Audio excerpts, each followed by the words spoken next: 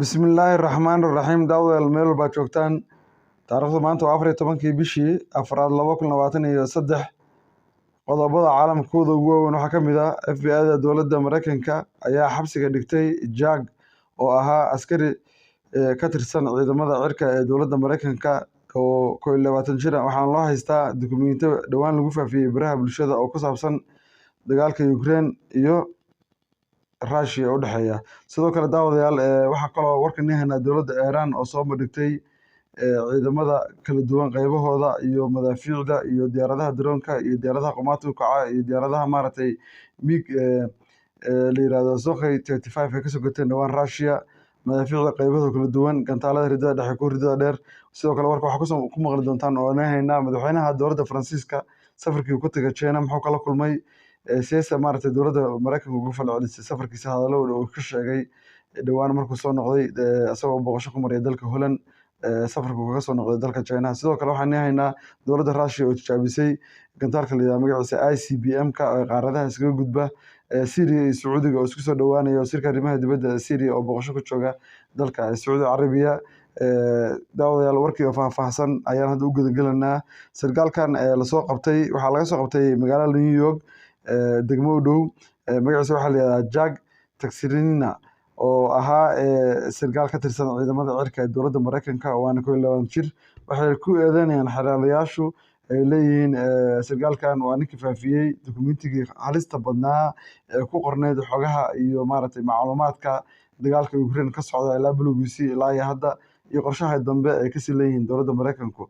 Daawadayaal ninkan xalaa la soo qabtay goor dambe waxaana maantay ilaa wiigan maaragtay la keeni doonaa maxkamadda si ay sheegayaan xeeladayaashu ilaa iyo hadda maxkamadda ma soo taagin laakiinse xeeladaha asaga oo u hadlay ninkan wuxuu leeyahay waxaa lagu soo oogay dambigan waxba kama jiraan waxaa la rabaa in shacabka Mareykanka iyo Congress-ka maaragtay been loo sheego. Daawadayaal madaxweynaha dowladda Mareykanka asna oo safar ku maraya socdaal dalka Ireland mar arrinta laga weydiiyey uu ka gaabsaday maaragtay xariga Mr Jack. Daawadayaal sidoo kale waxaan warbixinteeda ku soo qaadan doonaa dhawaan waxaa safar ku tagay madaxweynaha Faransiiska dalka China ayuu safar ku tagay markaas uu safarka ku tagay waxaa isna markaa ka soo noqday dalka Russia madaxweynaha dalka China Xi Jinping. Madaxweyne Macron safarkiisii ahaa iyo booqashadiisii uu ku tagay China sanadkan wax badan ayuu kasoo faa'iiday. Wuxuu sheegay in xiriirka la hagaajinayo China iyo Faransiiska xiriir dheer oo ganacsi ay leeyihiin dowlad weyn oo China ay tahay maaragtay in maaragtay xiriir fiican lala samaysto waxay ku heshiiyeen in maaragtay xagga nuclear-ka iyo maaragtay tamarta iyo ciidamada iyo ganacsi waxyaalo badan bay ka wada hadleen heshiis badan buu la soo saxiixday amniga laga shaqeeyo. Sidoo kale halkaas wuxuu ka sheegay hadal ka careysiiyey dowladda Mareykanka madaxweyne Macron markuu kasoo noqday booqashadii ahayd China uu ku joogay asagoo Holland ku maray maalinka shalay ahayd booqasho ayuu saxaafadda reer galbeedka u sheegay dowladaha midowga Yurub waxaan ugu baaqayaa buu yiri inay dowladda Mareykanka ay ka daba haraan Taiwan iyo China aan dhexdooda la gelin hadee maaragtay Mareykanku wuxuu isku daaranaya dagaal maaragtay China la galo wuxuu leeyahay Taiwan ma difaacna wuxuu yiri arrinka wax naga galay male shughulna kuma leeyihiin midowga Yurub oo ka fogaada fowdada iyo dhibka uu wado dowladda Mareykanka. Sarkaal Mareykanka u hadlayna arrintaas wuu cambeerayay hadalka ka soo baxay afhayeenka aqalka cad maaragtay wuxuu sheegay Macron in soo u hadlay lama rabin xuluf aan ahayn waxaas daldalay markab weyn oo dowladda Faransiiska leedahay meesha uu kasoo dhacay baddaas uu joogay. Sidoo kale daawadayaal warka waxaan ku soo qaadanaa dowladda Sacuudi Carabiya iyo Syria oo heshiis maaragtay dhex maray maalinka shalay ahayd wasiirka arrimaha dibadda ee Sacuudi Carabiya iyo wasiirka arrimaha dibadda Syria is arkay magaalada Riyadh. Waa safarkii ugu horreeyay muddo dhowr iyo 10 sano ah labadan dowladood oo walaalaha oo muslimka oo Yuhuud iyo Mareykanka isku direen uu ku tago wasiirka arrimaha dibadda ee Syria oo ka degay magaalada Riyadh si fiican baa loo soo dhaweeyay. Xaar waxay u tahay Maxamed bin Salmaan oo tagi doona magaalada Dimashq Asad oo imaan doona magaalada maaragtay Riyadh Sacuudiga siyaasadda hore oo qubqacda ahayd Yuhuud iyo Mareykanka ay ka dambeeyeen inuu hadda ka haraa u moodaa boorka uu iska jafay China uu soo dhaweystay waxaa isla wiigan kusoo xirtay magaalada Jeddah markab ay leeyihiin dowladda Russia ee ciidamada neefiga la yiraahdo ama ciidanka badda weligeedna taariikhda ma dhicin baa markab Ruush uu leeyahay kusoo xirta dekedaha dowladda Sacuudi Carabiya. China iyo Sacuudi Carabiya heshiis weyn bay kala saxiixdeen in waddanka la dhiso, in ciidamada la dhiso, in teknolojiyadda maaragta la dhiso. Ruushkana sidaas kale uu ballan qaaday. Mareykanka muddo badan ayay saaxiib ahayeen dowladda Sacuudi Carabiya, markaan wuxuu arkay waqtigu ka dhumay inuu dariskiisa ku dirayo, in muslimiintu ku dirayo, in dowladaha caalamka muslimiinta la burburinayo oo dhaqaalahooda ay ku bixinayaan ayagu, in kuwa danaha Mareykanka kasoo horjeeda muslimka ahayn in la rabo in la burburiyo. Hadda waxaa Maxamed bin Salmaan boqorka maaragtay imaan doona ilaaha boqore ee Sacuudi Carabiya dhaxal sugaha wuxuu ballan qaaday ama uu qaatay siyaasadda hore mid ka duwan. Wuxuuna arkay inuu maaragtay dhaqaalo u haysto, dhaqaalihiisu uu yahay nuclear iyo hub uu yahay, shidaalkiisaas maaragtay asaga iyo dowladaha kaleba waxay imaaraadka aysan ku jirin waxay ku heshiiyeen in maaragtay caalam islaam dhibka laga daayo, in China iyo Ruushka lala shaqeeyo.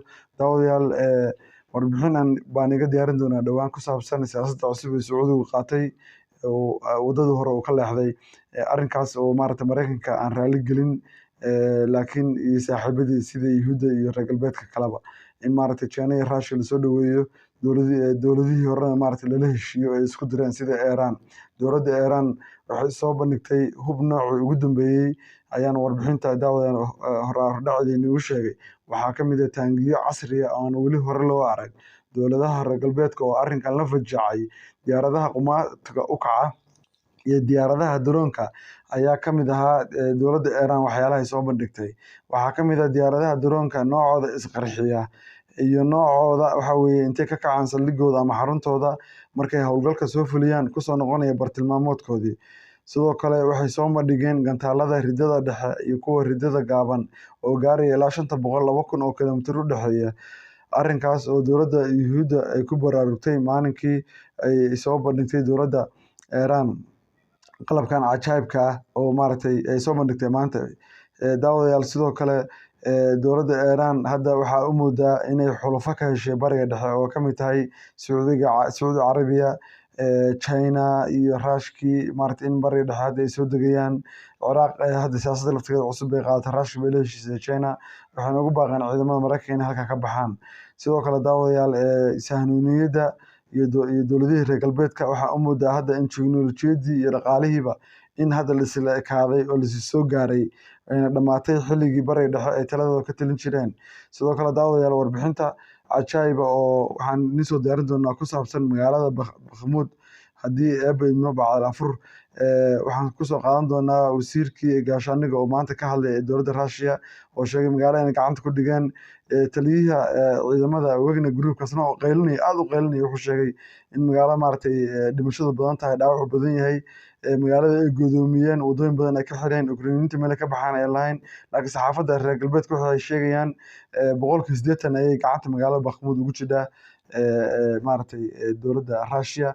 Wax yar oo ciidan ah ku haray oo ayagana laga yaabo maaragtay inay iska caabin wadaan halkaasay sheegayaan. Laakiin Ruushyaanku wasiirka gaashaaniga wuu hadlay, Wagner Groupna wuu hadlay, booskoodii waxay marka sheegeen magaalada in gacanta ku wada dhigeen. Sidoo kale daawadayaal waxaa lasoo qabtay naagtii dhowaan qarxisay caasimadda labaad ee dalka Ruushka ku qarxisay nin u ololeeya ciidamada Ruushka kana tirsanaa ciidamadaas.